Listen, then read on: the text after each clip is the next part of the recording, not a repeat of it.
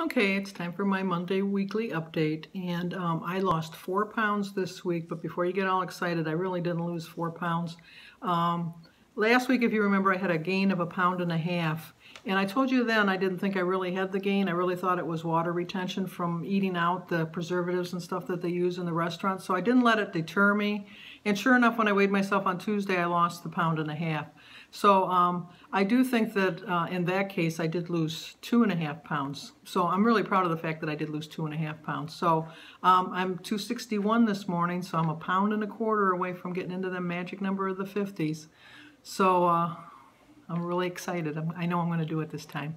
But I didn't know what I was going to talk about today. And you know, like I always like to have a theme. That's just who I am.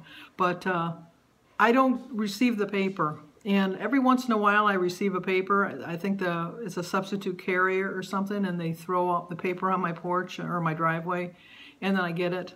So I read it, you know, it's there. It's got coupons and stuff. You know me and coupons. I love my coupons. So I was reading the one article is called "The Truth is Hard to Swallow" by Georgia Kovinis, K-O-V-A-N-I-S.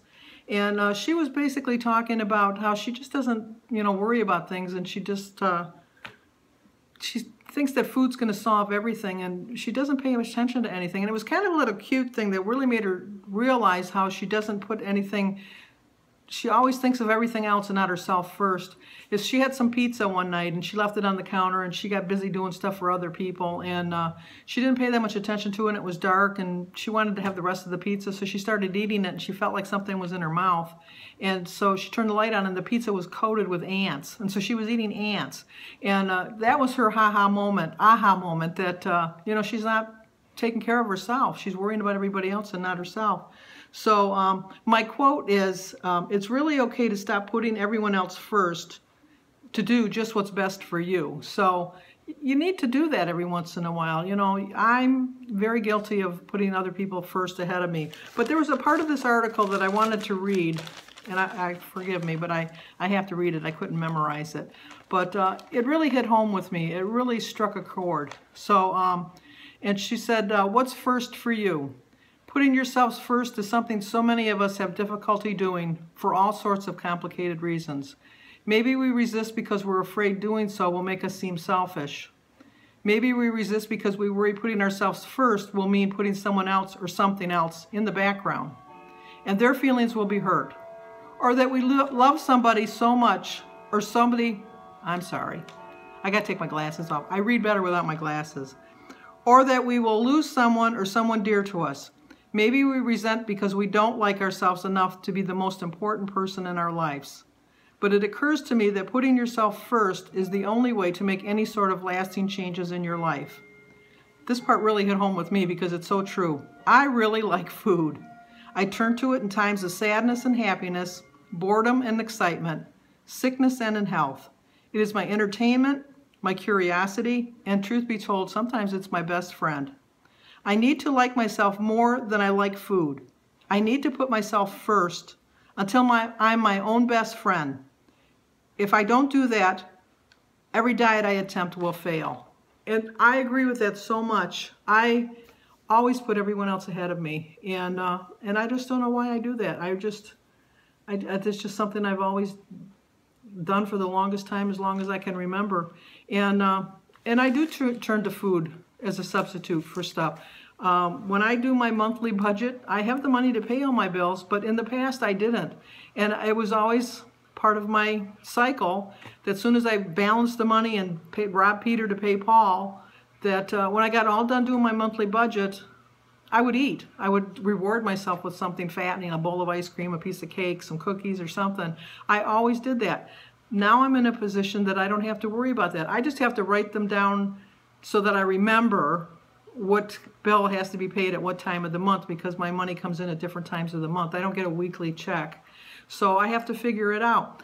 But sometimes I still find myself thinking I need to reward myself because I did my budget. And why do I need to reward myself? It's everybody has to pay a bill. That's just the way it goes, and that's just it. And if I'm sad or mad, I'll turn to food because I think it's going to help me. You know, what better friend can you have than a big old piece of chocolate cake? It's a friend when it's going down, but it's not a friend when it's hanging around, hanging on your hips and in your stomach and, you know, all of that. It's just, it never wants to leave. It's like what they say, fish and relatives after 5 days, they need to go. But it's just, that's just who I am. And I'm very proud of the fact that I am getting better at it. Like I said, I had that 1.5 pound gain, but my mind knew that it was because there was just preservatives. And I didn't let it deter me. I stuck to my diet. On Friday for the birthday, I had a piece of cake. It was a good-sized piece of cake, I won't lie, but I had cake. But and to me, I wasn't depriving myself of anything. It was just, I decided, I made that choice. So one of the other quotes that I found that really did strike a nerve with me is, you think you're doing enough for yourself? Then try to think 5 things that you actively do for yourself in a week. And I couldn't come up with 5. I really, honest to goodness, couldn't come up with 5. I walk every day, that's for me, and I do like that. So I do that for myself. The food that my meal plans are for myself. You know, I do that. I go to church, that's for myself, you know. But other than that, what do I do for myself? I don't know. And I'm not trying to sound like, you know, like Debbie Downer or anything like that, but it really, really got me to thinking, what do I do for myself? Why do I always think I have to please everybody else? It's, you know, and when the time comes, you're alone.